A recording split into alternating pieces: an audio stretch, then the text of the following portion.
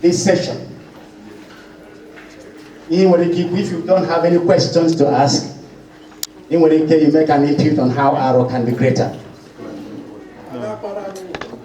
I have no value because I am with that. You can take pictures. He may cry for him, but I want to guy just do microphone. Abraham,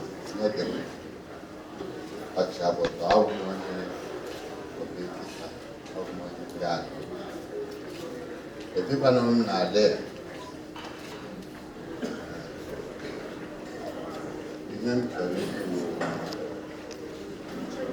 come on, them market. They bought like there were resources, almost free.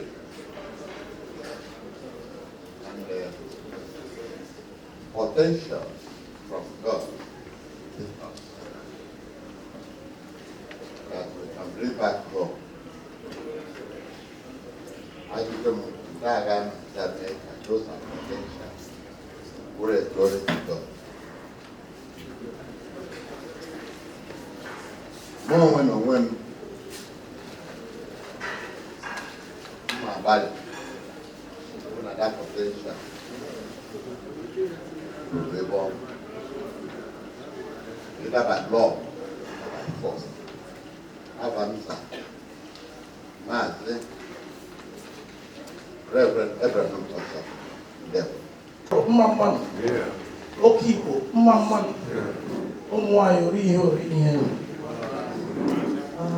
Your Majesty. Your Majesty. As my senior because I'm not on a protocol already established. Avanza, Mama say I need OT. By the grace of God, I am the Chief Whip, National Chief Whip of Independent Petroleum Marketing Association of Nigeria, IPMA. First of all, let me start by commending and congratulating our new Brown Majesty. I make a little easy for Ebokata Onwaro, Ebo stakeholders na Mbabia.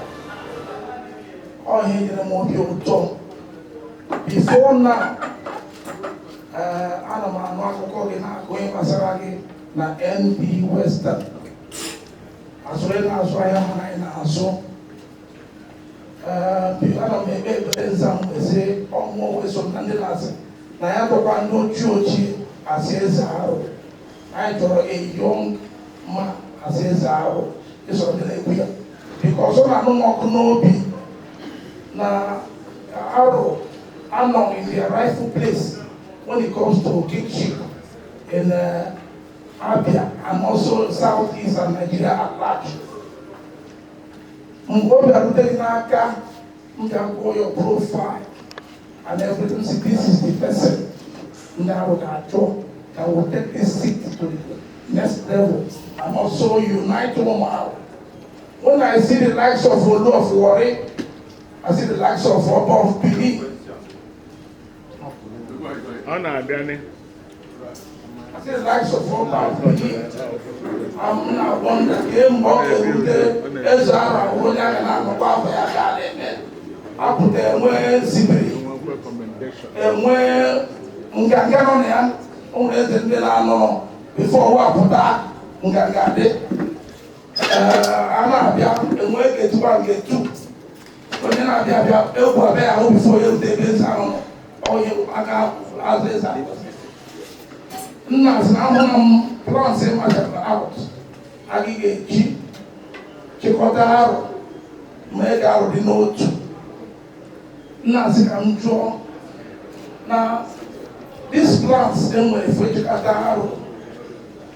I gave them because on your neighbor, more than no can the national Biadi women, but all of us are one and on the Aro. I don't know that plants in where go make operate lasting peace. One day for 1 year. Now, okay, on well, young, a peaceful place. Agaghị ghọtara Aro ugbu a na-eme ọnụ na Aro a peaceful place. You come in here, you stay without anybody abusing you or harassing you. So I have to continue and I'll make a leg for things you have been doing because someone there came from. Like street lights, even with the other time. I'm from when they tell someone about the street lights. And my yogi, we can attract more things for Aro because I'm living with the capacity. I'm living with the reach to do that. Because, I say, continue to cause again. Number we need and also continue to grow. Keep Aro to the next level in the name of Jesus. What is the of the Eze people? Aro Aro keep Mama. One really. And they could not have it for Stephen and Molly. I will do that. And they see law. I just take university when I come. I'll go the head of campus, the professor of laws. Let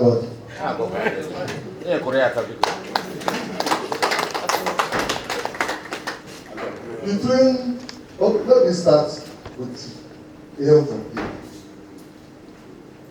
Engr from here is as beautiful and as elegant and obeying as the owner. The BG, my employer will come back. You say, I am never private business.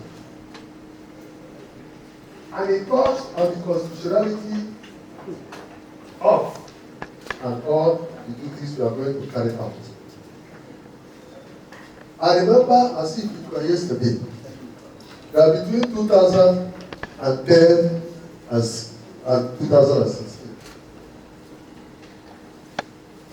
thank God our Secretary General Obama, there was a time we went to some of our prominent Aro citizens. I also refer to Alex Choma with the present governor, but then it wasn't.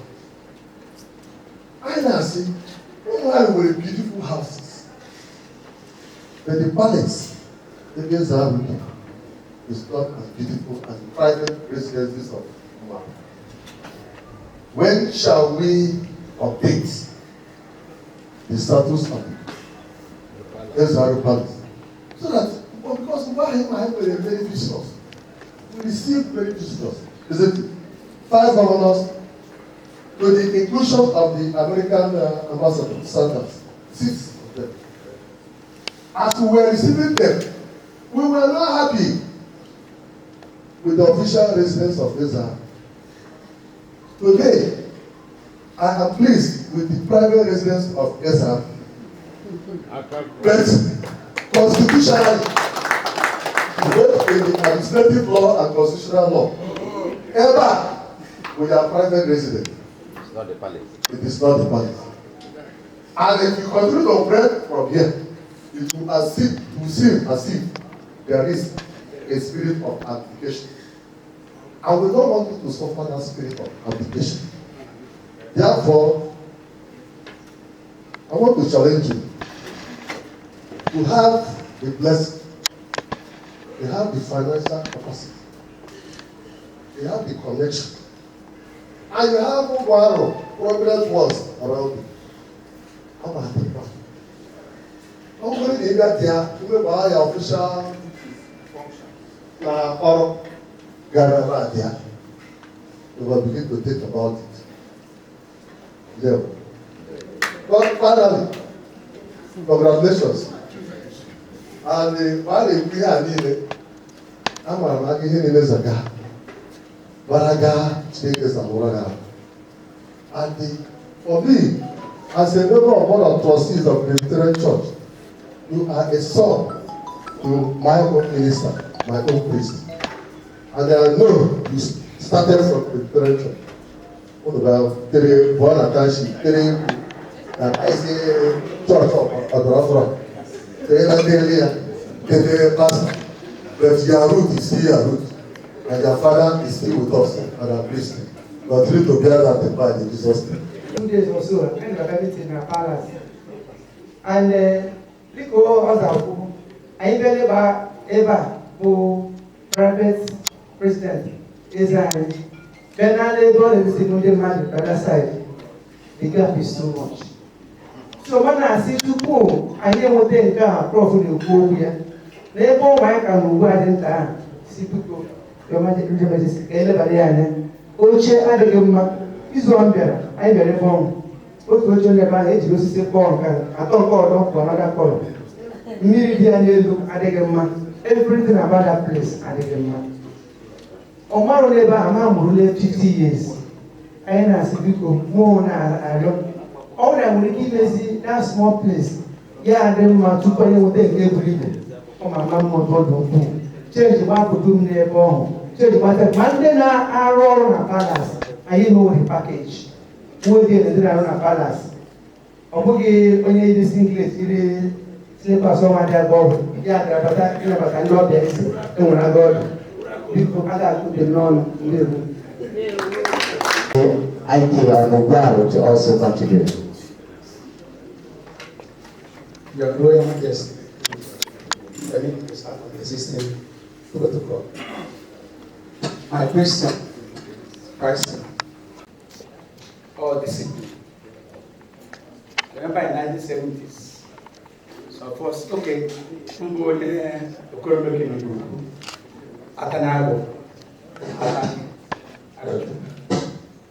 in those 70s, they one more dead mass, they one big mass was like a god unto us little ones, because the fear of what he will say, you know, is the kingdom of wisdom of all of us.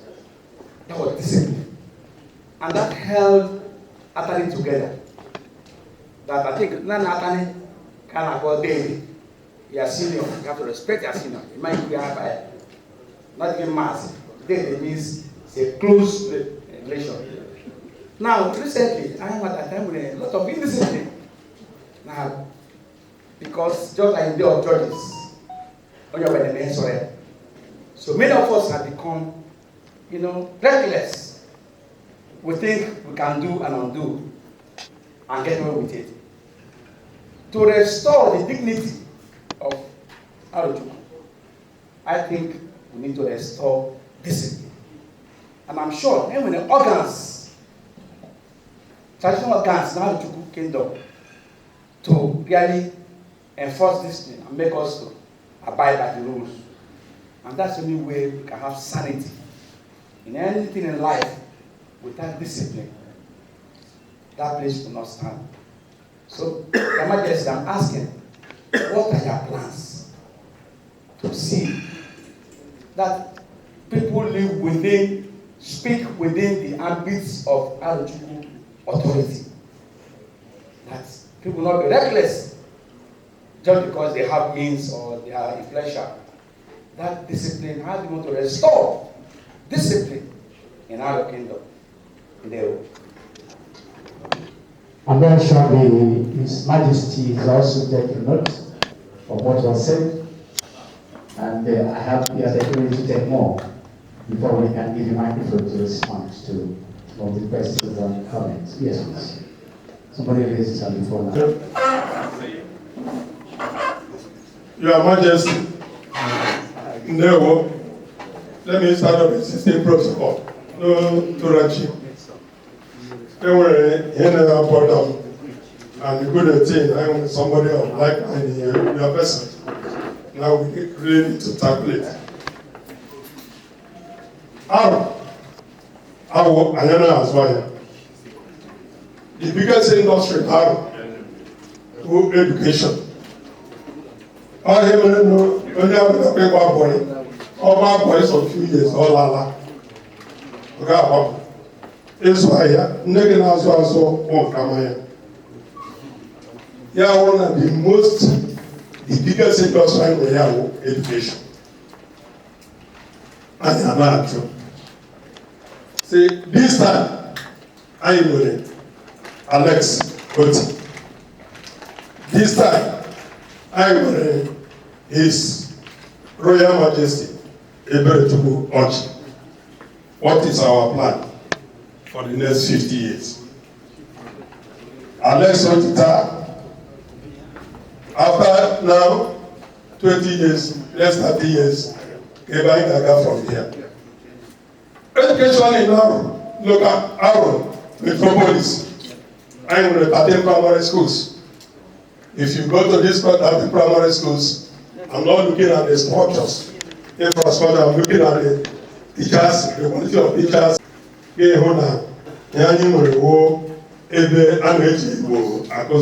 English. So, there must be a well-deliberate plan. I imagine according to steps. And most of our children, bright ones, because most of our opportunity, and then when they push. But with a simple plan, I will this opportunity, extend it to people. I don't know about it in that. But in our write-up or other plans, I have done details to the Aro Education Committee. There are many opportunities we can leverage on, and with the kind of Eze Aro we are not talking of secondary schools. Some of these secondary schools here, quality of teachers, but we can reach out. There are plans, there are tests how to do it, because some places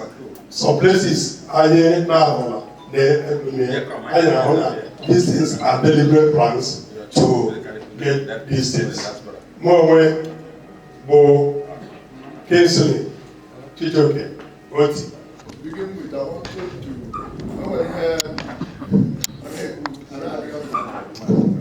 I hear about some connections. Ndaro, Zambi, Neku, Ndetoro, dead. I've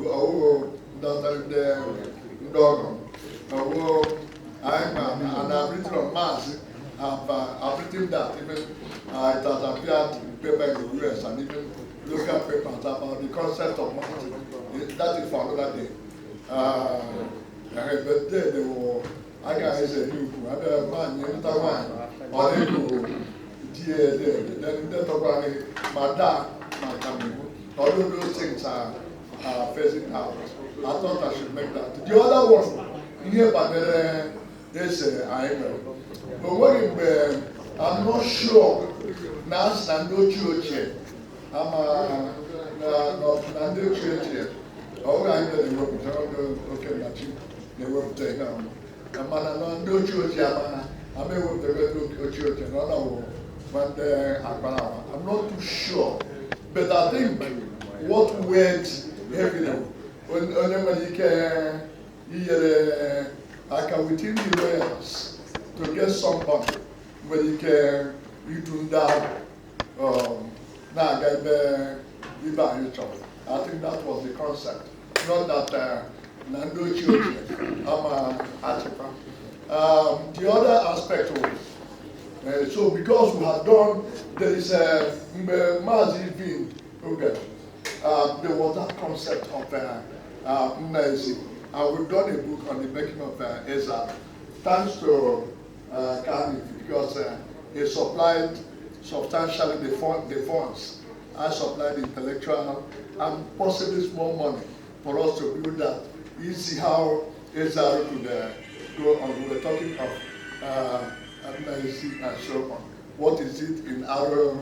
That is. So we are now doing a second book, The Making of Eze Aro, in this concept. And we are really hoping that before he goes public, that book, I think we've done up to 60%. I'm hoping that in the next 1 month or so, that book will be out.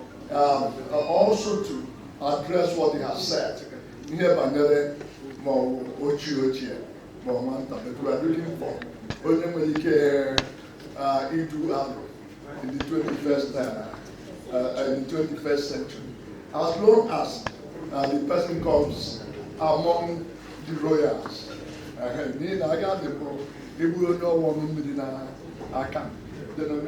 It's still the same concept, the same message, but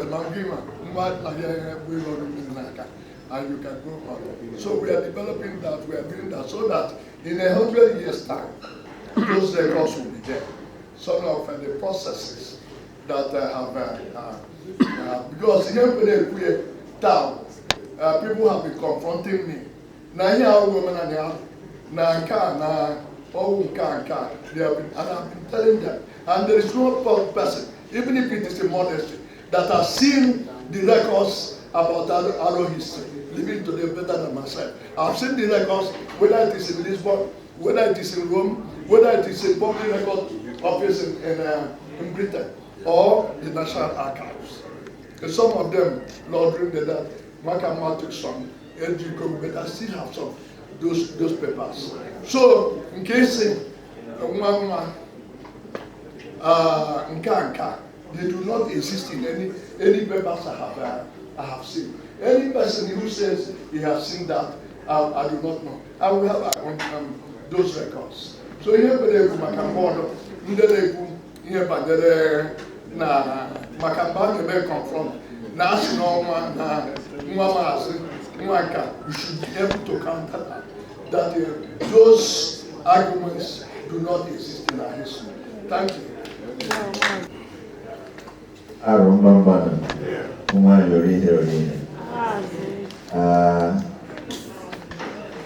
ajụjụ na mbọma anyị wepụtara so far dị ụtọ n'obi.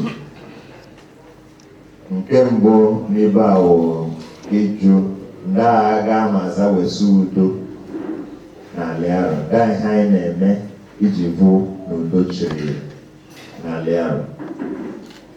Na ajụjụ nke ọhụrụ dị m ụtọ ukwuu, maka na ọ bụrụ na ịgụọ ihe m depụtara iji nabasa mgbe e wepụtara m dịka Eze Aro my acceptance speech, ọ bụrụ na ịhụ ihe dum anyị bidoro na-eme nza mrigo n'okpokoro a, ịma bụ na ihe nke mbụ anyị si chere anyị n'ibu bụ udochia. Udo ọha echi anyị bidoro na ndị okenye onye be m onwe za ụsa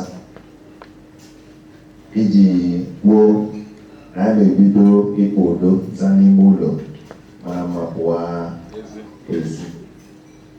Anyị bidoro ihe anyị na-akpọ peace, unity and reconciliation process, ka e were pụtetụrụ ma ndị si na wo ekweghị ọnọ ha iwe diwo ọna ihe na arụghachiala eze oke na chi anamasala eze. Anyị emeela omenala dum nọ na ihe eze, anyị nakwaghị agaghachi azụ ọdọ. Ọ bụrụ na ọganihu Aro dị onye ọbụla mma, obi ya ka anyị gbakọta aka mezie Aro gawa n'ihu. Ihe a ozi n'ezi ụmụ Aro dum. Anyị azana ndị oke pụọ n'oke nnachi, zara aka pije anyị n'oke nnachi, kwuru ụmụ oke nnachi dum na oke nnachi emebara ihe gbasara ihe ọsọ eze. Ugbu a udo na-achị gaa n'ihu. Ụmụ oke nnachi dum bụ gbakọta aka ka anyị kwalite Eze Aro anyị nwere, ka anyị nwee ike na-aga n'ihu. Anyị ewerekwa okwu udo na nchịkọta were ruru ndị nzukọ Aro za na Maazị PG na ndị executives ya si na-elekwa ihe anyị bidoro ime za n'ime ụlọ, anyị na-eme ya ruo na Aro n'ọha. Obido tiri anyị aka, a na-ekwuru ụmụ Aro dum na kwere ka udo chia na ala Aro. Onwe na onwe m esorola ịga ịhụ ụmụ Aro ndị dum, ndị ụbụlọ, ndị ọka na anụ ọkụ n'obi, ihe gbasara aka zawụta Eze Aro.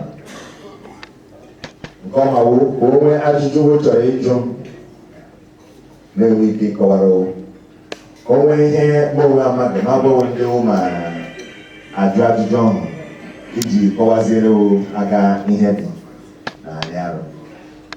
Anyị ndị bụ ndị ime ụlọ, anyị ndị ma agha anyị za biri n'ime ụlọ. Onye esoghị na ndị ime ụlọ ọ dị aga ma aza kọwara gị ihe gbasara agazi ewepụta eze kọwabara gị ihe ọhụrụ dum ma gbanwee ihe ndị nọ n'ime ụlọ nọ na ntọala ime ụlọ anyị anaghị eburu arụ n'ọnụ. Ịbịa hụwa anyị ọnụ hụwa anyị ọnụ hụwa anyị ọnụ gaa hụpụta anyị ihe ekwesịghị ịhụpụta anyị n'ọnụ. Ya na nwaanyị ụmụ Aro biko ndị ma anụ ozi a o kwere ka udo chịa n'ala Aro. Ihe gbasara okwu ịhọpụta Eze Aro nke ọha agagharị gọọmenti Naijiria site n'aka gọọmenti Abia steeti enyere anyị mpara nye anyị asambodo iji kwuo na eze achịala n'Aro.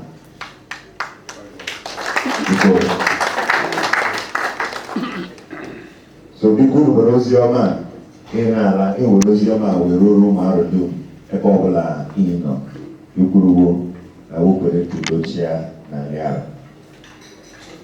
Nke ọzọ bụ ebutere ndị agha ma aza na-ewesa ihe ọma na ala Aro. Nke ọhụ wụ ọrụ mmadụ dum gbanwere eme nke dịrị m dịka Eze Aro. Ụmụ Aro dum na-eme nke dịrị wo dịka ụmụ Aro. Anyị na nwa arịọ onwe ebe ọbụla ị nọ onwe nke kwere gị ome iji hụ na ala Aro dị mma, biko gbaa mbọ onwe nke chọrọ ka anyị soro gị ọ anyị soro iji mee. Ọ bụrụ ma ịgba akwụkwọ, ọ bụrụ ma ị ga-abụ ndị kwesịrị ịbụ, anyị na-eme ihe dum anyị na-eme iji hụ na ala Aro dị mma. Ukwuola m na ntụtụ mgbe na ala Aro bụ nke mbụ n'ala Igbo. Anyị na-eme ihe dum anyị na-eme Chineke menyere anyị aka ime iji hụ na ala Aro mbụ n'ala Igbo. O nwere nke ekwutetụrụ maka ihe education. Anyị mara nzukọ Aro Education Committee na-arụ ọrụ na ihe education ahụ. Ndị na-eso ihe anyị na-eme ma na ndị nzukọ Aro enyela m ihe ụlọ akpọ Arotech 2030.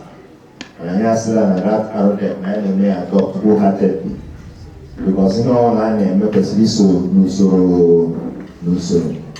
Mgbe ọhụrụ wetara agaghị m azapụ na emere ya implement fully with our commitment. Ọ bụrụ na ị gụọ that Arotech, you know it's a fantastic document. But now the challenge before us is implementation, and we must put all efforts in place. I hope the area implement properly. Prof. Mazi Amadu Kutorokwu Palace. Nke ahụ anaghị enyo enyo ịnwe na-ekwu na ekwetara na ihe o kwuru eme anyị ama mụ na tọọ ntọala bụ aga maza mezi nke ọha emezi. Nwanne m nwaanyị Ukera kwukwuru okwu ka emezie nke anyị na ogbu ama nkamekwu nke ukwuu akamarụ n'ihu ma nwepụtakwara na nke ọhụ anyị na-emezi ya emezi. Enwere nke ebutere maka ihe eji mara Aro dịka ndị na-akpazi agwa, ndị eji etu ọnụ, ndị eji aga mba. Mgbe anyị dị nta, nne m mmiri ya bi na Hope Villa ịkpaja agwa ya sị gị na-akpa agwa ndị mba kemis. Ihe ahụ na-anọje m na ntị mgbe m na-eto. O nwere aga ụmụ Aro za akpa agwa ịkpaja sị na agwa ndị mba kemis so n'ọnụ ugbu a nwa n'eziokwu nọ na ya.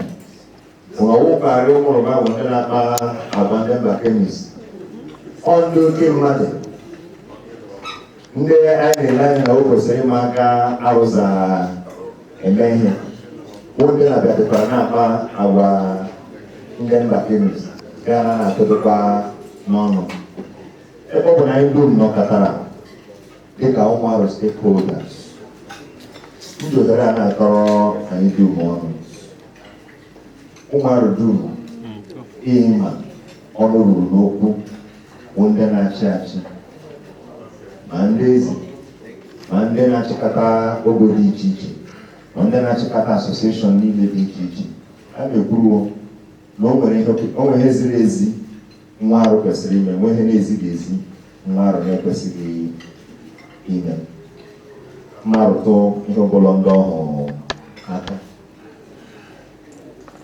nke bụ na ihe mee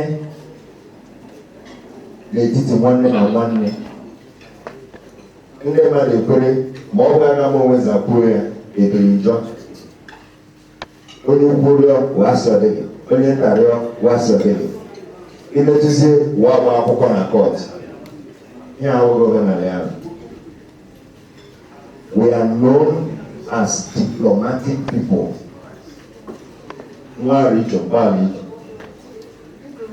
We are known as people who have native intelligence and tact. Nke bụ na ọ dịghị ihe na-apụsa nwa Aro ama enwe agụ ma aza mezie ya na nwa Aro ma asị na ya na nwanne ma gbaga okwu kpaa nke gawa kọt gawa nka ọ dịghị okwu ọbụla ndị eze bidoro ịkpa bụ na anyị si na anyị ma reform Arochukwu traditional legal system. Our traditional legal system is superior to the Western legal system that we have adopted. Because if you look at it, the people who sit in judgment are part and parcel of your family. But if you go to a court where a stranger is sitting in judgment, you know what can happen there to you. But I personally, even one is representing Mama Bona Ezi. Nga kwere kwuru ya, anyị si na ikpe ikpe n'ala Aro na-aza n'ezi. Ọnwụ na-eze ezi ihe mara ihe gbasara ụgwọ ọhụụ agbanwere ụgwọ ọhụụ zadị nwee ndị ochie chọrọ ezi ihe mara ihe gbasara ụgwọ ọhụụ ọnwụ na wotu ibe ya ọnụ isi na gị ekweghị gaa na bụdịkwa ụgwọ ọhụụ zara ezi ihe gaa n'ogbenye ndị ogbenye ma mara ihe gbasara ụgwọ ọhụụ kara biko nọ. What's going on? Come on. Ọ bụrụ na ndị ogbenye ma mara ihe gbasara ụgwọ ọhụụ kara ndị ezi ihe tinye ọnụ hazie n'ihi ụgwọ ọhụụ ma okwu a ma okwu di na nwunye ma okwu nke ọwụlọ ọgwụ ọ bụrụ na isi n'ihi ekweghị na okwu ọhụụ ebulite okwu ọhụụ gaa na ndị kindred iyi ebe ndị eze ndị ogbo ndị ọdọ ma gata iri inyi ọnụ ọ mgbe enwe ike ikpeziri inyi ikpe na that level ka a mara tụrụ ya rute na ndị Eze Aro ya wa aka omenala Aro. Ihe anyị na-nwe ekwu na ọ bụrụ na ekpe ikpe na-ezi ekwesịrị inwe aka aza detuo ndị bịara ikpe ọhụụ ndị chesara ikpe ndị ahịa okwu agbatu ihe ọha agbatu mgbe ikpe ọhụụ na-erute na ihu Eze Aro anyị ajọ ndị ekpere ikpe a na-ezigbo ndị ọhụụ ma bịakwa ndị ekpere ikpe a n'ogo ndị ọhụụ ma bịakwa ndị ekpere ikpe a na kindred bụ ma bịa ọ bụrụ na anyị jikọta ha na-achọta isiokwu ọhụụ ihe anyị ji na-ebute etu ihe a bụ na o nwere ihe eji na-egwu Aro bekee mbụ onwe n'ọnụ ọ agaghịza ama ụma agaghịza ahazi onwe anyị. Anyị nwere 120 or 21 depending on who you ask exists na Aro. Anyị na nwa ajụjụ what are their leadership structure?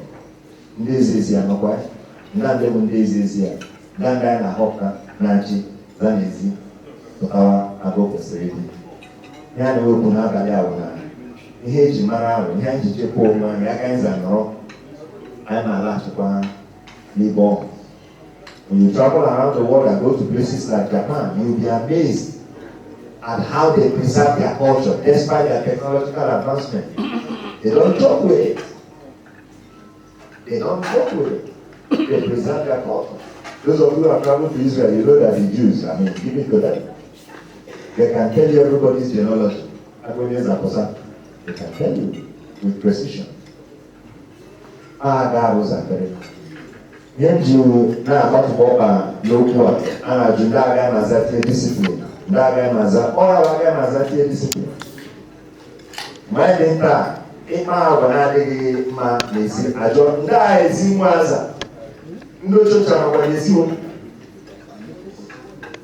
edi ozi si agakwuo ndị eziwo na-elekwaghị nwunye na-eme n'ogo. And because you have the fear of preserving the name of your family, everybody behave themselves. I know that coming born. I can restore discipline.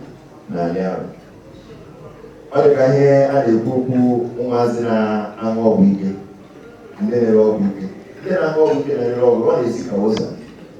All this is do. I know we will. Now, each day, a long weekend, no, I'm all weekend, is in. I hear you.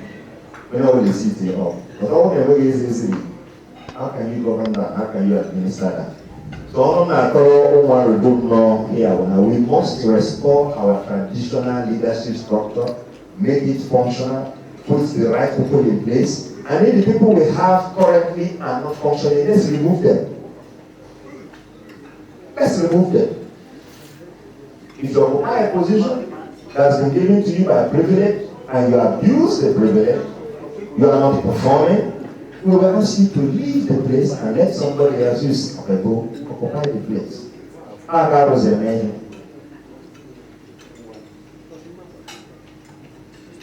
God drew our plans for many years to come. 50, I think it's a 50-year plan. I achieve out of that. I don't go in this car. What did I need a 50-year plan? I don't know.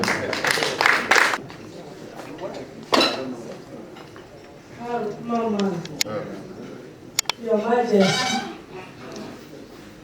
may your days be long. May your reign be peaceful. In the name of Jesus. Your Majesty, bless you when you see. And Eze Aro. Mazi niile ndewo. Mazi adị m happy na ikwutere okwu na gị na ndị ozuogo atụlele mee meeting ga-ama na-azị eme ihe n'oge ga-adị mma. Because now in the past years ọ na-abụ enwe issues n'ogo ya bụrụ na onye ihe ọ metere enweghị mmadụ. Ndị eziokwu at times na-eme highest bidder gbuo ma bụ eziokwu wee kpukpe ya aka because na wee lele na onye ọhịa enweghị mmadụ. Ụmụ amacha ihe bụ eziokwu.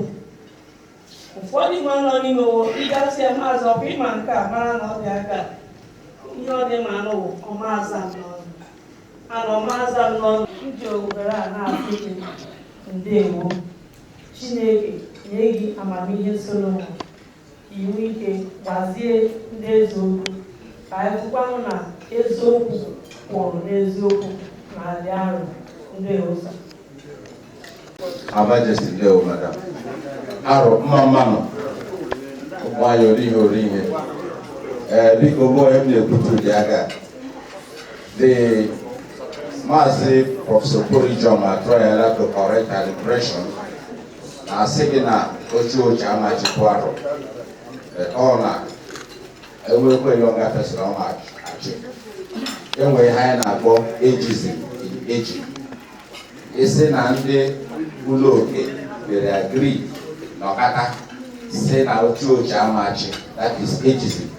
United Nations frowns at it, and I don't think we in Aro here will encourage that. All choice, oche amachi for someone gawa our dad no that. That's why I go. That's number 1 point. The second one, we use them naturally to go on. If all our stakeholders, all young people, and some few elderly persons, I'm advocate of the senior citizens. I will beg you, find time, sometime, to get together with the senior citizens. They will their wisdom at your that really sit down and tell you what is right and what you get to do and how it can help you. Oh, no church, don't know money, Mawari, Mama now, I already in there, they are all there and they are waiting to see you. They are there waiting. I work with them, so my name is Kumas. Because try to find time. I get a priority to my own and try to extend invitation to them. Salute you, Excellency. Yo, Mas.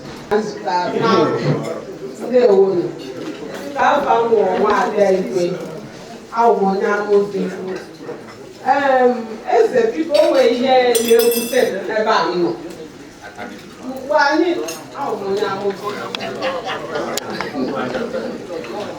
anyị nke na-etolite, o nwere ihe dị ka ugwu na nsọpụrụ. Mụ chọpụtara na ugbu a, nwata amakwaghị ochie amakwa, ochie nwere ike ịma nwata, nsọpụrụ adịkwaghị in all ramification. Nwaanyị asọpụkwara di ya, ihe niile dị iche iche na ha aga ọ na onye pụta o mere ihe agadi ya mma. Mgbe anyị na-etolite zama ụlọ pụta, bifo ị na-aza n'ụlọ apụta, ị ga-ebu na ntị lekwa ihe nna gị gwara gị, lekwa ihe nna gị gwara gị, anyị were ihe a na-aga at the end of the day Chineke mana ọ ga-akọzi. Ugbu a ihe niile emebiela n'ụzọ dị iche iche nke ka nke na-arụ anyị nọ n'ime. Ị na-ekwuru mmiri n'mmiri okwu, ọ dịghị ị na-ekwuru na onye tọrọ ga-atụ okwu. Aka na ndị ma-aza dowe ọnụ saa gị ga na-aga atụwa he ndị a Chineke kere ha. Biko mụ ha na-achọ ama m chọrọ ịma ihe aka anyị ma aza mee kada past glory ihe ahụ mgbe anyị na-eto ka anyị nlaghachite azụ n'ahụ because all development dị digital dị ihe niile adị but it doesn't prevent respect. So that anyị za n'ụlọ m nọ ebe a nọ na-egbu aza n'ụlọ amara mma pụọ ezi. The child will respect the parents. Onye tọrọ mmadụ a ga-akwanyere ugwu. Then from there, ugwu ga-adị n'alụ and then we can restore our past glory. Biko ndewo n'ihi na m onwe maara na ndị arụ ndị nwere ugwu a na-akwanyere onwe ụmụ nwaanyị na-akwanyere di ugwu ihe niile betu nke ugbu a anyị na-akwụrụ ọsị ka ọ ga-eme gị gịnị. And actually the men may not talk. Onye nne ya kasịrị anya sef ọ sịghị biko gị hapụkwa ya ọ bụ ya mara mkpụrụ na ya ruo ụlọ. Biko m chọrọ ka anyị nwee aka gaza all those things abata ka ugwu dị n'alụ dị achịrị anyị ndewo. He may suggest, or somebody go look here, I think of my brother Anichi, when he talked about the royalty in some of the recognized clans, Bini, Wari, Ife. And I came to realize in my study of these ancient royalties that they take time to deliberately prepare for the future, to deliberately prepare their princes to take over the reins of administration as far as their royal throne is concerned. Now somebody or Ndiga the Oni of Ife, the Oba of Benin, the Olu of Wari, the Amayarabon of Calabari, the Oba of Lagos, maybe from birth to start preparing them and to give them good education and training so that now at any point in time that Namalala Nonya get take over in the next 10, 20, 30, 40, 50 years.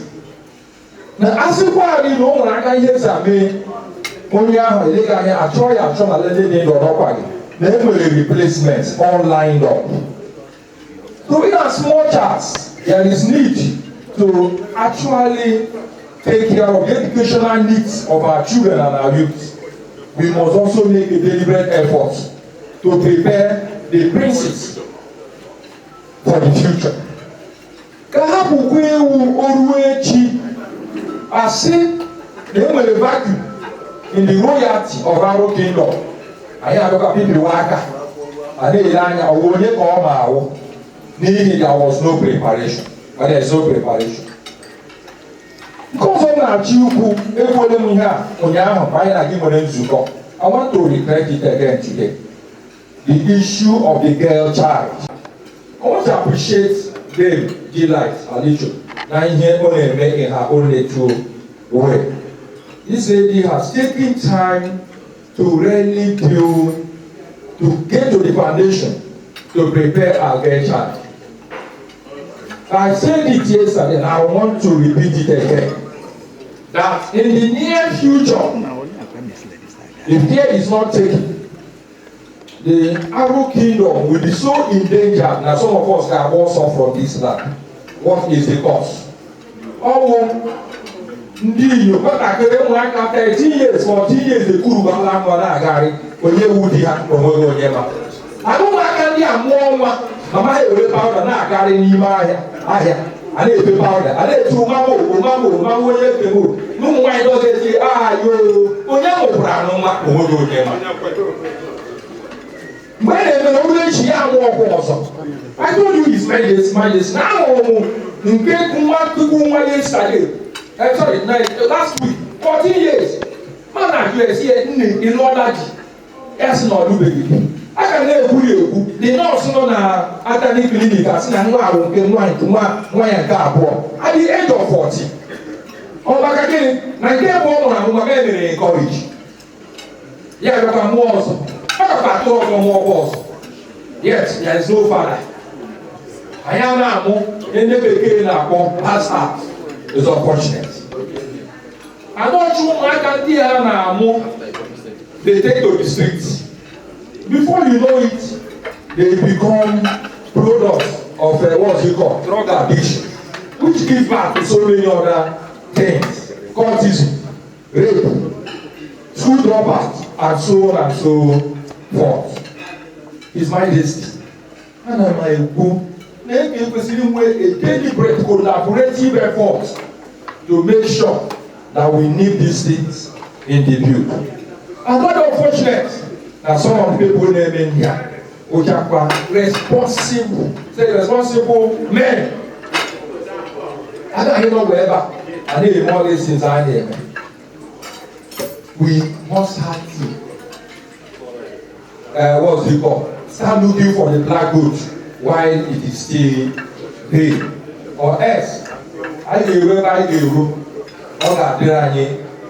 quite easy to really tackle this problem. His Majesty, Eze Aro and Her Majesty, Engr stand on the existing protocol. Avamza, Honorable Eberechukwu,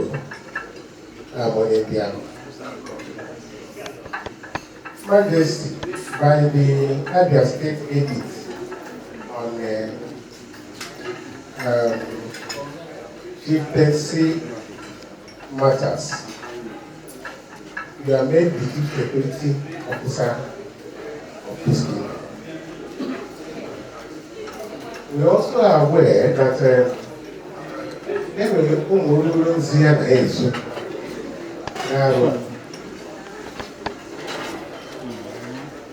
and we know that there is also a Eberechukwu internal security organization. Now, while people are in there, are they abused or very similar?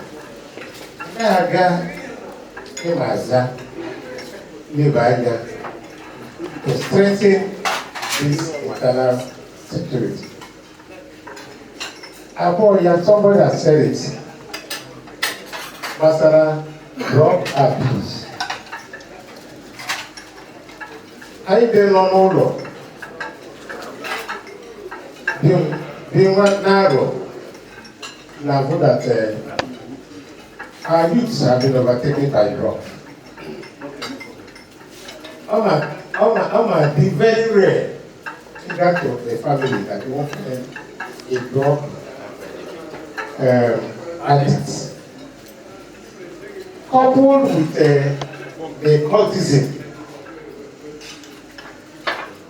Now I thought it will overtake the Aro Kingdom. I've come to realize that it's only in teaching, through teaching, that people learn. And I found out that most of our schools are understaffed. They don't have teachers. Engr, for instance, has about less than 12 teachers. Mr. Oscar, you can confirm that your school has less than 12 teachers. And that's for both junior and senior secondary school. That's the challenge. When you have one teacher to teach English or mathematics from year S1 to SS3, I don't know what to expect.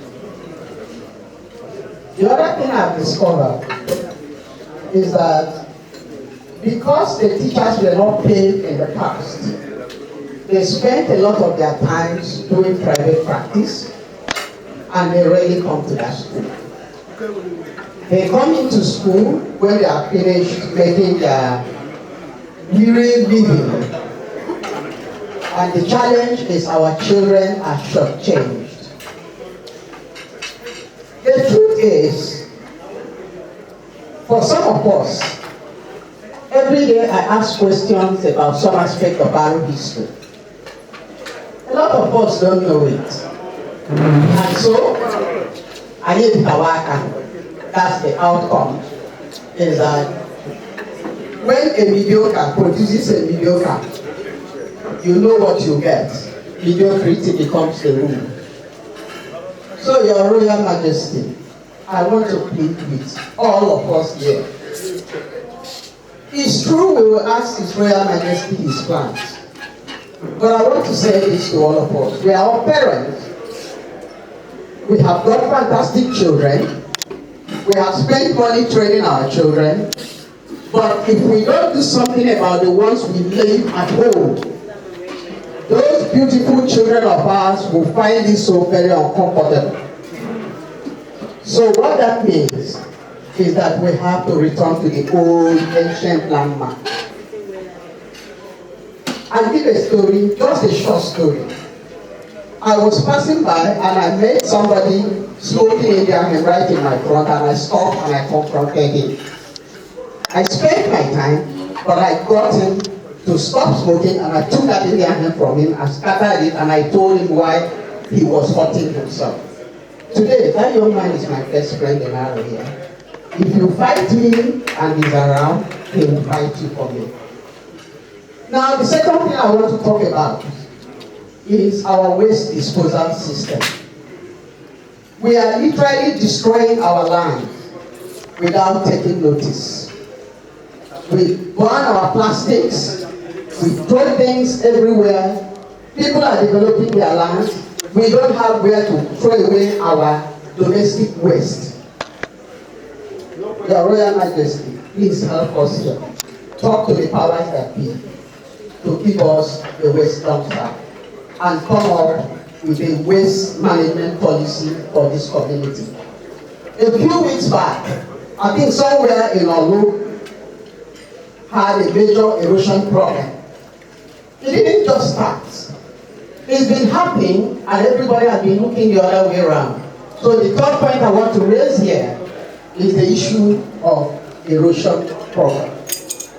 If you look at where the Anglican Church is building their school, you will see that's an erosion zone.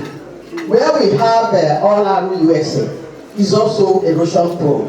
You look at some of the foundations, when you pass by, you are seeing the block that should be under the ground. It should tell you something is happening. It may not come today, it may not still happen today, but But given the next 10, 20, 50 years, our beautiful houses will be endangered. Your Royal Majesty, I will be very pleased. Aro na and I will be very glad if we can help start teaching our children from the very low level and begin to drill them. Leaders are trained, leaders are made, leaders are nurtured. If we start early, most of the problems we have today, in 20 years' time, we may not find them. Because we will have a group of young men and women who have been properly nurtured. Today, we are training about 200 children in Aro at no cost to their parents. But that's not the point. The point is that the teachers ought to own this program. I want this program to be owned by Aros so that it can be sustainable. If you depend on me alone, it will only last so long. Let Aro own the program at no cost to them, and let every child that goes through JS1 go through this program for 3 years, and let's see what will happen in the next 10 years if we will not tell the story. Thank you. Thank you very much, very beautiful. Excellent. Protocols. Adams Oscar Chukwu. I'm from the royal family in Saga, but my mother is also from Amangu and also the royal family. So I will be giving just small advice, and my advice is publica. Like Solomon was asked by the Lord, what do you want from me? Ask whatever you want from me.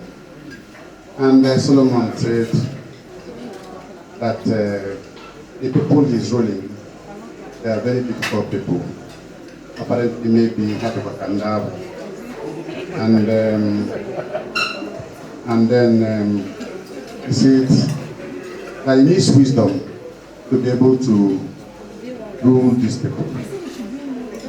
And the Lord told him, since you did not ask for the life of your enemies, nor ask for any other thing, I'll grant you wisdom and grant you so many other things. Praise the Lord. So, in this wise, my advice is that Aro, they can Israel. Born, there were problems in leadership, in rulership, in kingship. And so Solomon came in, and the Lord granted him wisdom. So the Bible said, wisdom is profit to direct. It is the principal thing.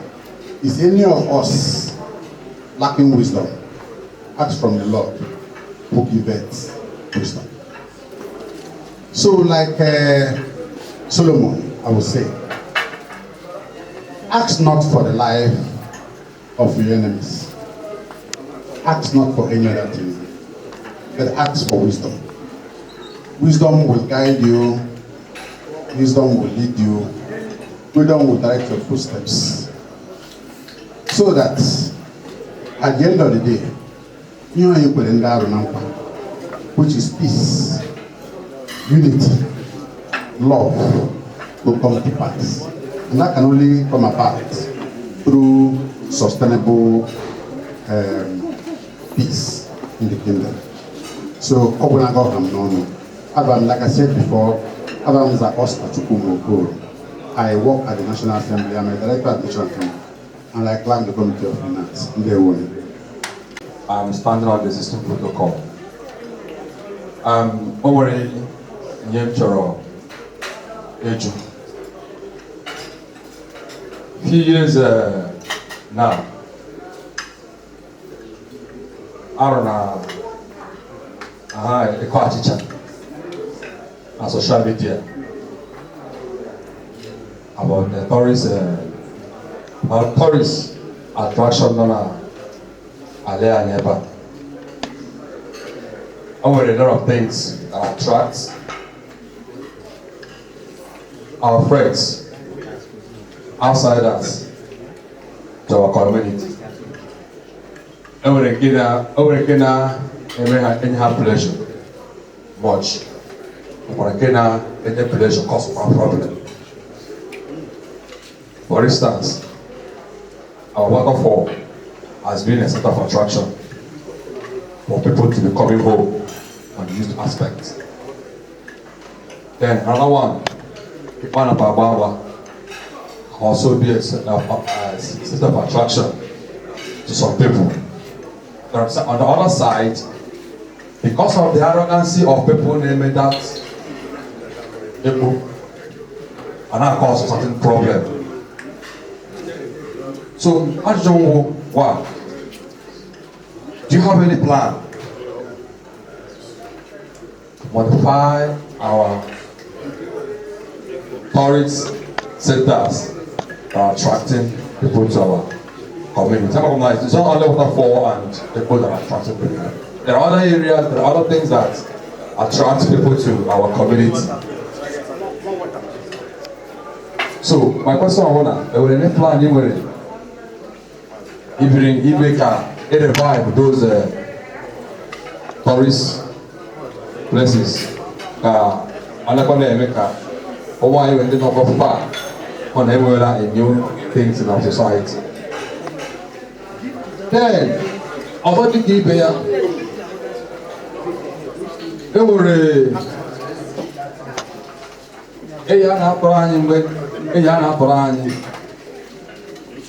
na lụrụ nwaanyị nwoke ọbụla lụrụ nwaanyị na ọ ga nwoke ọzọ ọ dị ya nwoke ọzọ na alụla m maazị na ọ dị ya nwaanyị onye ọzọ nọsọrọ na ọbọdụ ya nwoke onye ọzọ ọlọ nwoke ọzọ na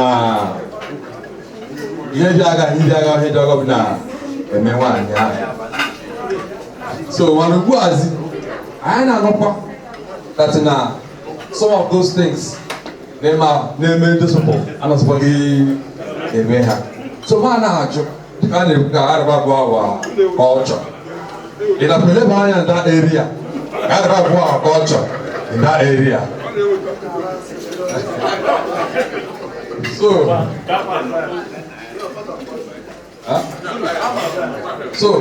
that's any plan in make sure that you live in that particular area. I know more than I was is allowed. When I want to get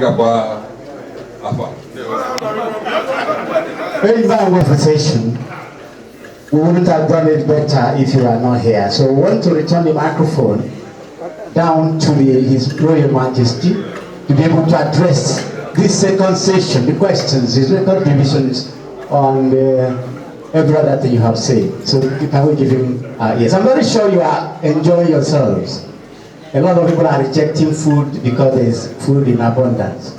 I want to appreciate His Royal Majesty. Thank you very much. Aro, Mama.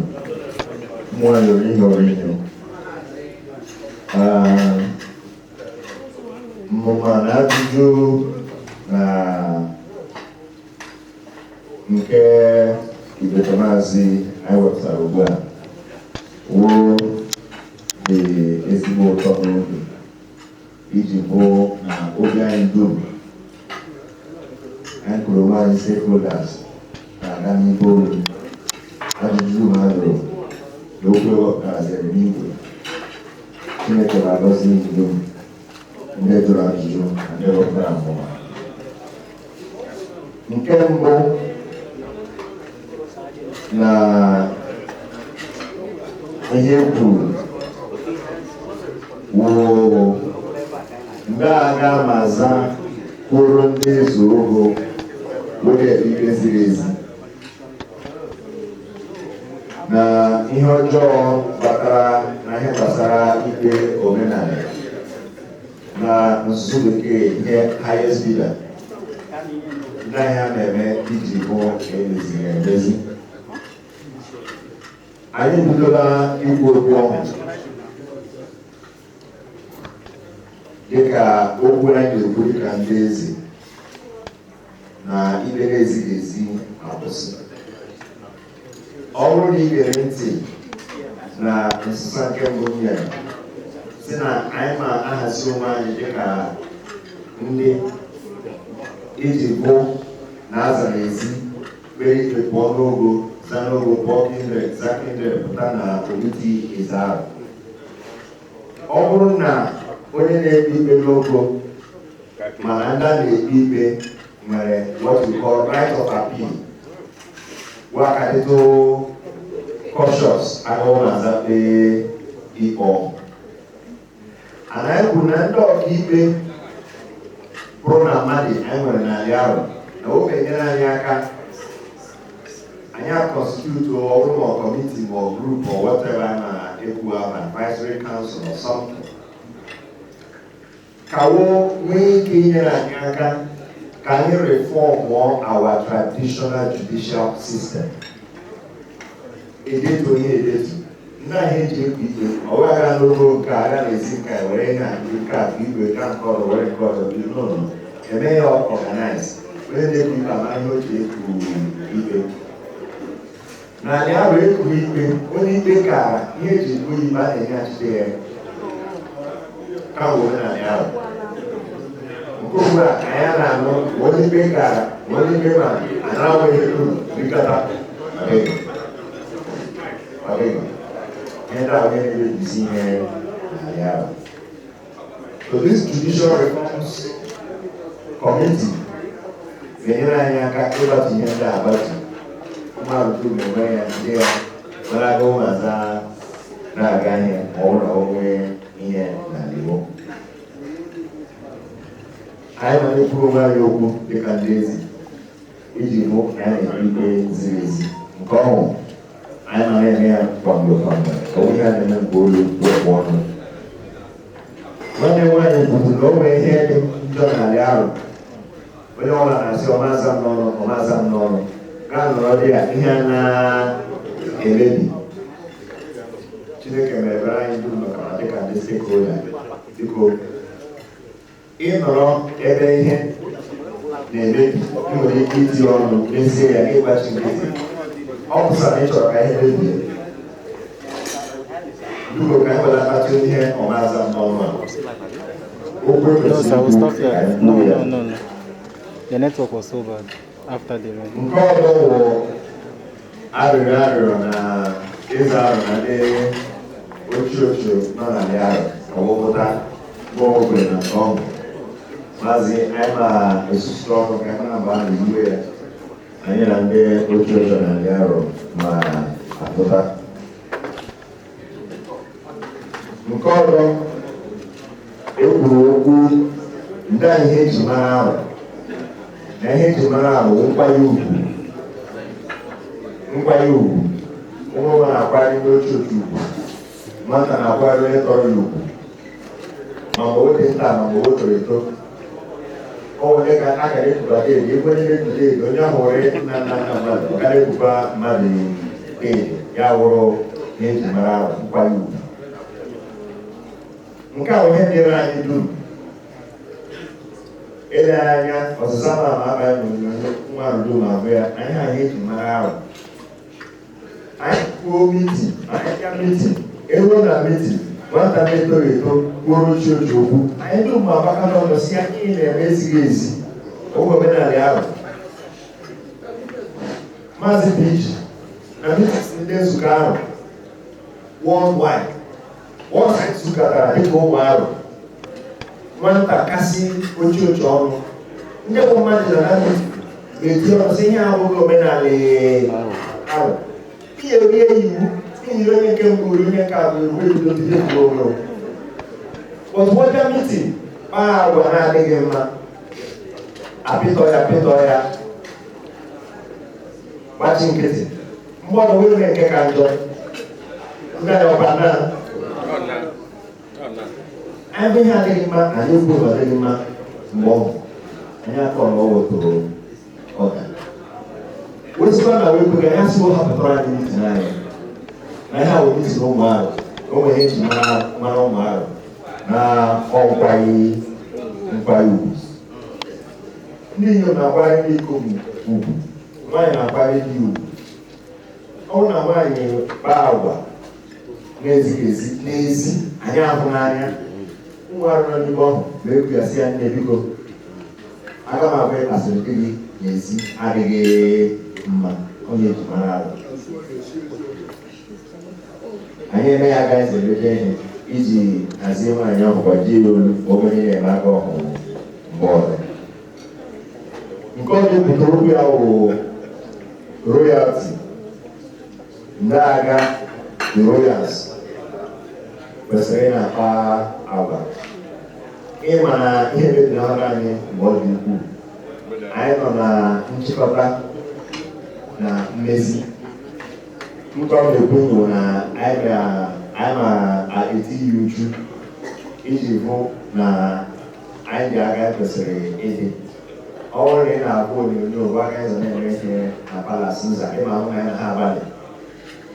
Nke anyị mere ọnwa gara aga, ọ naghị abịa aga na-eme ya na nke ọnwa.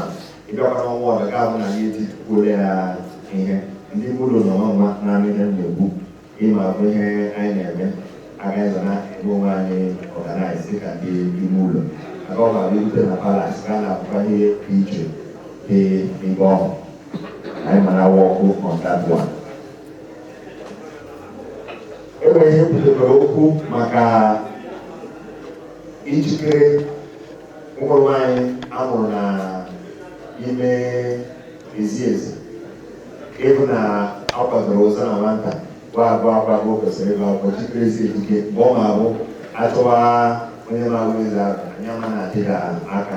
Nke ọ bụ ihe anyị gbalịrị agbatu ịbụ na anyị nwere an educational trust for the royals to ensure na ụmụ dum amụrụ na ezi ezi o nwere ike ịga akwụkwọ gago ya isi. Ịbụ na that trust is very well funded. So we will launch a foundation, we will inform you so that many of us can be a part of it, so that we keep it very well funded, have a proper trust, transparently managed to make sure that all the children born into the royal family are given good and quality education. Nke ọzọ e wepụtara bụ okwu ndị ụmụ anyị na-etoghị eto na-alụghị na-amụsị ụmụ n'ụlọ. Ihe nọ na nke ọha anyị akpala ụbụbọ ọhụrụ na mitin anyị na ndị PGs 19 villages nwere na ndị eze na ndị PGs na ogbe anyị dum nọ ya. Anyị na-eti ihe ọha ọnụ. Ọsụsụ ugbo nọ dị abụghị naanị ụmụ ọ na ndị nwewo. Everybody zara Aro nwere ezigbo zapụsa. Ndị anyị ndị ezi ọhụrụ na-eme mgbe o hụrụ na nwa ọ ga-agatụrụ ime na-alụghị. Ndị ahịa nwere eme iji chọpụta ndị onye tụwara nwaanyị ime amara ihe a na-eme nwa ọhụrụ, amara ihe a na-eme.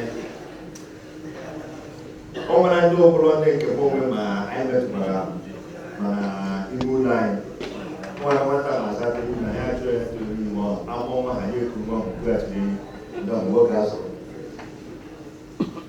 O wee tụọ nwaanyị ime ga-agbapụ ya na na-agụsụ ọmụ nwa ahụ kwụọ mmadụ ọ gawara echi gasị dịza gaa igbo ya. O nwee ihe ndị ahụ ihe a na-eme agụrụ na ala kwesịrị ibi iji mee discourage those type of anyị na-eti ya ọnụ mara Enza mee ya. Nke ọ dịpụtara okwu bụ ndị agha maza kwado our security architecture na Aro. Government is very important. O nwere ndị nọ na ndị bi na Aro in the last few months ịma abụ ihe dị iche aga anyị na ndị security agencies na-eme operate. Okwu sekuriti anyị anaghị eji ike egwu ya, kama ihe gbasara sekuriti ahụ n'anya egwe. Anyị ndị ma na-eme nke ndị anyị kwesịrị ime, onye ọbụla na-eme nke o kwesịrị ime. Anyị kwuru na each community must have a youth vigilante group ma na-etinye anya na onwe ndị mmadụ ruo ụlọ gbachi ụlọ pụọ wee na-abịa sụbabụ n'akụkụ ala ụlọ. Ọ bụrụ na ndị vigilante nọ na oge ọhụ wee titu anya mara ndị na-arụ agam ihe ọjọọ mara ga maza ka aka parawo. Anyị bidoro ndị mmanụ ụwọ iji ka ịkụziri ụmụ anyị ihe o kwesịrị ịmụta ka wee a little bit discipline. Or mmanụ ụwọ nke anyị na-epe enugwu agụrụ na arị nyuru ime encourage ụmụ enyi ndị nọ ahụ ọbụjọ ịnara school epe no basic paramilitary training and discipline. What I want to do is free and idle hand is the devil's workshop. They won't be free to be involved in different vices because people are not on those ones. When you put the cultism and drug use. Those are ideological and these open and they different groups and they use. Here, one of the things I am about Eberechukwu. Zana Ike ndị gọọmenti wepụtara na-ahazi obodo maka ihe ọgwụ ike. Chineke nyere aka wụrụ ga mepe ọfịs na our local government. NDA now have a division in our local government. More maybe those sensitization. And I am going on, I want to PGs, town unions to work together so that sensitization will have some kind of structure to it. If you don't reach our youth. This night and day youth people, I'm going over we had a youth summit. During that youth summit, now I have a forum youth and a work partner and all people. Aga was an sensitizing the approach to carrot and stick. Ndị tiri aka na ile ọgwụ na-eresi ụlọ ọgwụ ọbụla n'ezi ikokoro na ndị uwe ojii abatala Aro nke ahụ ka ikpo na azọ bịa ụzọ ụmụahịa bịa ụzọ obi ebi na-arụ nwa wee ma na-akpagharị ma n'ụtụtụ ma n'okporo ma n'abalị wụbara gị aka to prosecute you and you will go to jail. So biko arịọ na-arị enyi ịtụ ọnụ na ihe gbasara okwu a. Dịka ndị ezi, anyị pụtatara n'onwe anyị na ịṅụ ọgwụ ike bụ isi ọgwụ ike wa arụ narị arụ. Ọ dịghị ahụrụ gị ejiri gị, ọ dịghị onye eze na-abịa police station si nọ na họpụta gị. Ihe ọbụla dị na ndị NDA bụ ịnya ekwere ya na-aga n'ihu. Otu ba gị mkpọrọ wahapụ gị afta wahapụrụ gị anyị sị dịka ndị ezi anyị na-achụ gị na ndị ahụ because that habit is very difficult to break unless you submit yourself to drug rehabilitation. That's the new way. So biko ihe awụ iji kwuru mmadụ dum na ihe awụ mmekpazi dị ukwu bịara anyị na ụmụ anyị bidoro isiri ha na-esi ihe a na-ama dịka ọkụ ike and ọwụ ihe anyị na-eji egwuregwu usoro ya anyị asị na ya chọkwaghị n'ọgwụ ike n'ala Aro ma ihe ọgwụ ike ma ndị na-abaghị otu ọjọọ cultism odo nọkwara na kategori. Nwanne anyị nwanyị bidoro okwu ihe gbasara ndị na-akụzi nkụzi n'ala Aro na nọmbas wadịghị nọ kwaliti wadịghị nọ ma naghị akwụ ụgwọ ọrụ ozi. Anyị na nwanne anyị nwanyị ma esusu ọnụ ka anyị mara agaghị ma zaa mee ka ndị isi obodo ka wụmarago ma merere anyị aka anyị gbasara ndị nkụzi n'ala Aro. O kwutakwara okwu waste erosion. Chineke na-ebe ọnwa anyị nwoke dị responsible for environmental content. Anyị abụghị eburu ihe dum n'ebe ihe dum n'ụgbọ olu kama ihe ndị a na-enye uche anyị ma na-emewo agaghị kwesịrị ime na-aga n'ihu. Tupu m ekwuwa m chọrọ iji ohere a agaghị nzachikọta ọkụrụ anyị ọnụ ile anya ọrụ a dịka Eze Aro. Ndị mụ na mụ na-arụ ọrụ bụ ndị eze okwu, ezigbo isi Eze Aro. Ndị eze ndị a agaghị elekọtawo anya bụ ihe m chọrọ ịkọrọ inye ọnụ. Biko onye la n'ịgha the 19 villages ka elekọrọ anyị ndị eze okwu anya. Na ọ na-ebibe ziri ezi wa anaghị emezi aka anyị chọrọ. Many of them are not being well taken care of. And when you don't take care of a man properly, then the opportunities for him to compromise in the assignments may be there. And I have to hear they are gone. So I want to come and talk about man, they don't know, man, they know abroad, they're probably in. I have to man organize. Bona, Ndeza, and the Kasao, and over monthly stipend, monthly allowance, monthly salary, let's put them on a monthly salary. So that we can demand from them quality leadership and they'll be able to discharge that quality leadership. Usually you don't know here, people in America Makamado is a to zero as a to see. In America Makamado, God, area in area, people, onye zana mitina n'afọ. Ọhụrụ nwere ndọrọ na-abịaghị mitina, ịtọkụrụ mgbe ọnụ. Na obi Eberechukwu dochie narị ahụ ndọrọ na ihe anyị na-ahụ maka a na-agba na soshal midia, ka a na-agba n'ibe a na-agba n'ibe a ọ dịghị mma biko ọ dịghị mma. Aro etoghịgara aka n'ihe anyị na-agụ. Ụmụ ihe nwere asị ihe ọgba arọ. Ndị mba ndị ọ na-ajụ ihe ọgba arọ biko ịgbatu ndị ụmụnne anyị nọ n'ebedo na obi zuruwo. Ihe abụla ebe anyị dị, inyom anyị, my phone number is available now to almost tomorrow. Onye nwere ihe ya kwuo mmaza onye anyị akazi. Ọ bụrụ onye ọhụrụ sị na m bịa ka anyị nọtụrụ anyị akwụkwọ. No matter where you are, in Nigeria or anywhere in the world, by God's grace, globally mobile, we will come, we will sit down and we will discuss. Udochia na Aro. Aro, Mamano,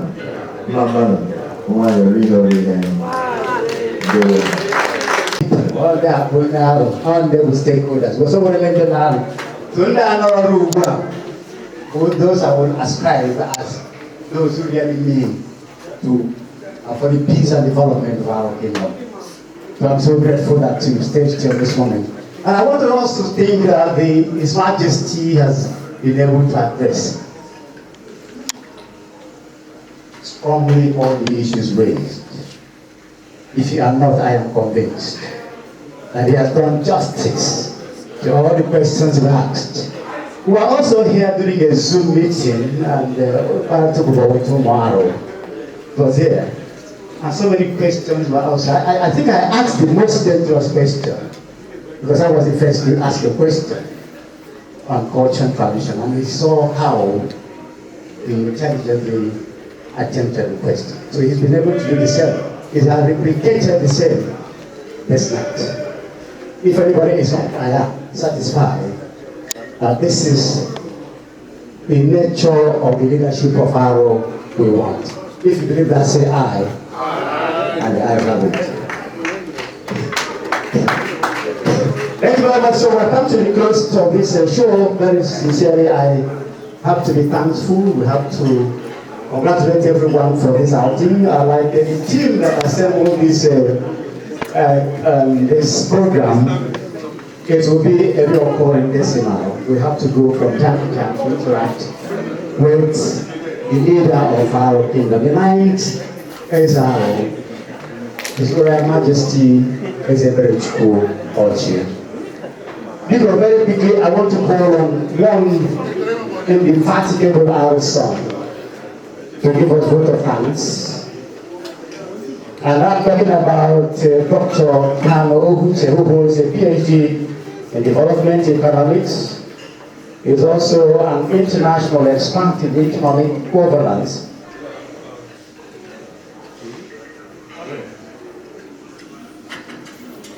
is, and I have to go on, he chairs African Union Expert Committee of Development Index for Economic Governance. He is currently Senior Policy and Research Advisor to the President of African Development Bank in Abidjan in Cote d'Ivoire. Ladies and gentlemen, I am talking about the current General Secretary of Eze Aro Worldwide, Dr. Can we have it here? Put your hands together for me, please. Thank you.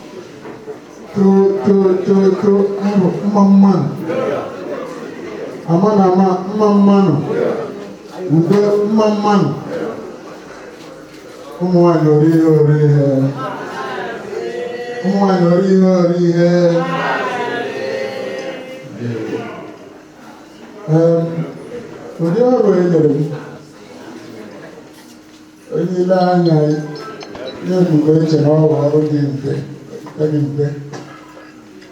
ịbịala anya ndị anyị na ụlọ n'ebe a.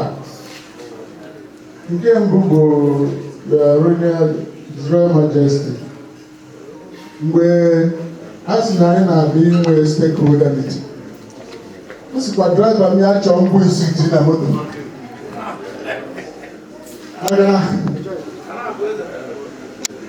onweghị mgbe ịkpụrụ anyị stakeholder meeting na palace mgbe mbụ anaghị eji ụtarị pịa anyị ka mgbe isi.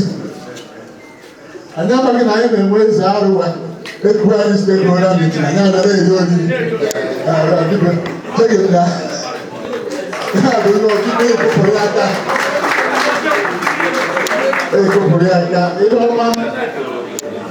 ihe ọma na-eme na mgbe na mgbe. Your Royal Majesty, anyị kelere gị maka ọ bụghị naanị na anyị riri nri ṅụọ, anyị nwekwara n'ihe nke gị tinye abụrụ anyị na-apụta. Anyị ma mmanụ na anyị gara na nke Royal Majesty. O nwere n'akụkụ nkọpụ ihe anyị hụrụ na Lagos mgbe ọba Tudekọ mụ na Maazị Ojenna was his advisor about 2 days of the meeting. Bruce of the one attack Maazị. See, I hear about Aro. I hear about the kingdom. I read the history books, and I was enthusiastic of coming to Aro to see the community and see the kingdom and the royal Eze Aro royal stool. When I went into the palace, I was asking them, where is the palace? And they told me that's the palace. They said, this cannot be the palace of Eze Aro. I have read all my life. Your Royal Majesty, Puru Magimezi Palace, people, I recollect the word. Ukwe kelem na grande pensions of Eze Aro Berenjema. Na Eze Aro na kusike ne liho lebe. Was a patron sign. Was patron sign. Ana apita. Robataro. Ana bombo ke kamasi. Hey. Mane di kamasi. Professor. What man is going to do that smart people? Shake it, we will have to. Shake it, we have to. Not much. Maazị Ejimoto Agaranya Sikisiyete anywhere in the country at over 80 years, retired. But not tired. But he had a gift to us.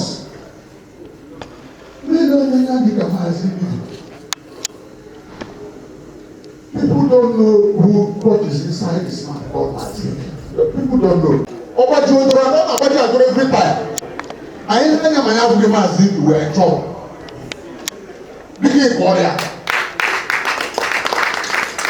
And he only take his time to groom us. Not only know that they will put on where and to groom us, to take over from where it is.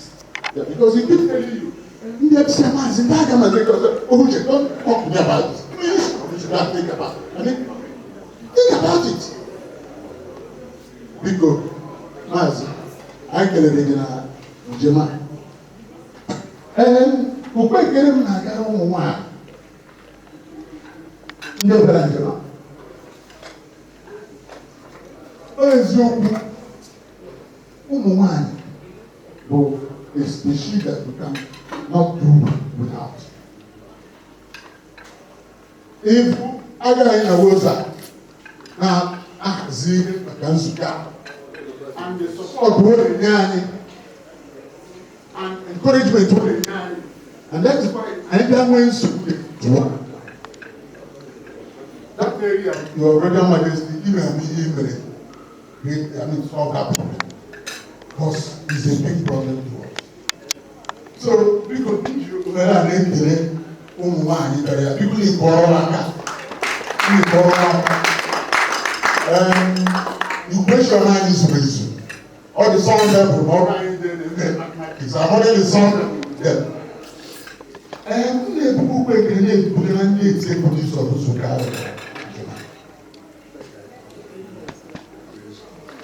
This for the past from 2016 is not the easiest thing to be an executive of Nsukka.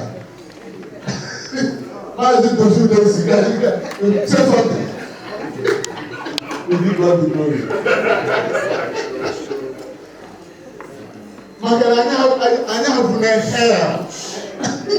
But we could get able to make it poor and evil. When we make poor in our palace, they want all of it. Poor and all for 30 minutes. And then I hope people up my life. I said, I am up. I'm going on. You know? I go on and I say, I actually wish you that. That's my idea.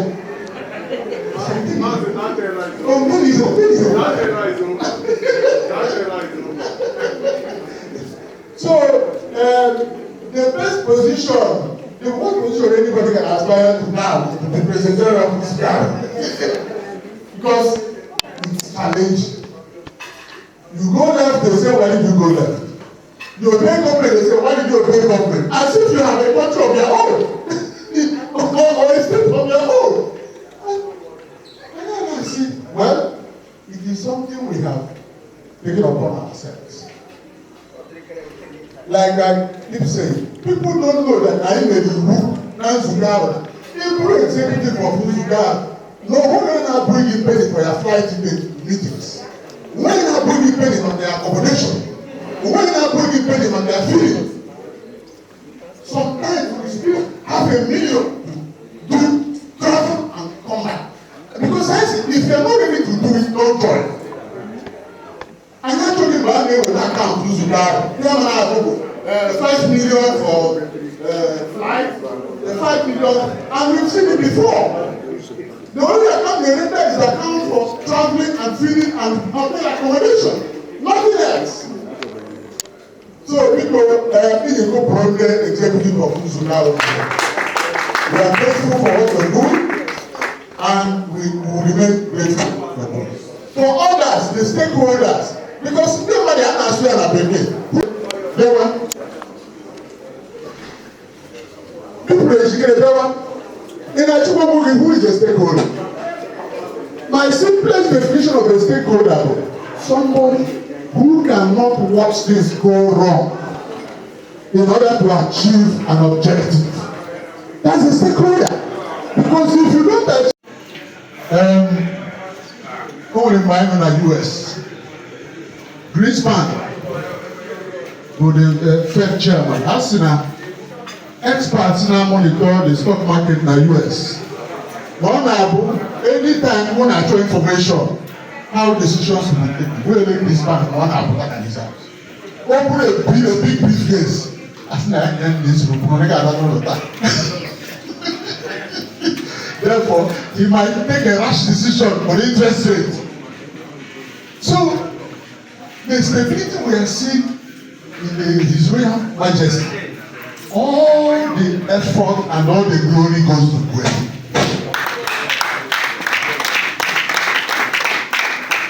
Because when they get that comfort, stability, peace, they might be a window where my people never.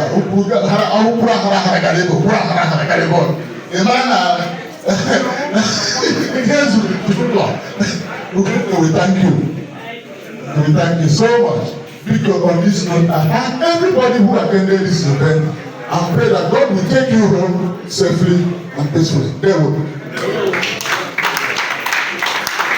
Ga-amasị ya na ọ bụrụ ndị nọnyere ya na mgbakọ ya na ihe a na-eri ihe a na-ahụ ọdọkapụkwa na ozi ndị chọrọ na ụlọ nke na-abịa stay with him. We as the people of Aro, with our Royal Majesty, with all our leaders here present, we give you thanks for how you have guided us, for the wisdom, for all that has been done today, for the provision, for the life of our Royal Majesty, for giving us such a wonderful King. Father, we are grateful. One thing we ask, oh God, is that we commit him back into your hands, because we know that only you can keep him for us. Only you can give him the wisdom he needs. Only you can prosper his way. And so, Father, we ask that you will preserve him and his household. Preserve him and his own. In the name of Jesus. Lord, we also pray that you will give him the gift of men. Men in season. Men out of season. Men full of wisdom. Men full of revelation. Men like the sons of Issachar. Men that will know what to do and be willing to do it. Father, I ask that you give him that gift in the name of Jesus. And for every one of us who have come here today, one thing we seek, oh God, is that Aro will continue to be a joyful place to be. That Aro will continue to be a safe place to be. That Aro will continue to be a progressive place to be. That, Lord, the peace and unity, the joy that keeps us together, that spirit of oneness, no matter what happens, Father, may it not depart from us. As we go, we are not going leaving your presence. We ask that your spirit will take us home safely. We ask that you continue to prosper our children wherever they are. We ask that you keep our men and our women in good health, in wisdom. You will prosper their businesses. That everything we lay our hands to do, because we are arrows, it shall prosper. In the mighty name of Jesus. Thank you, Father. For in Jesus' most precious name we have prayed. Amen. The grace of our Lord Jesus Christ, the love of God, the fellowship of the Holy Spirit, be with us now and forevermore. Amen. Ladies and gentlemen, thank you so very much once again. We can't thank you enough for your time and attention and your contributions to the discourse we just had a while ago. We are saying, His Majesty is saying, if you still have other things you want to take photographs with him, please feel free. He's still very much around. Thank you. Have a very sound night.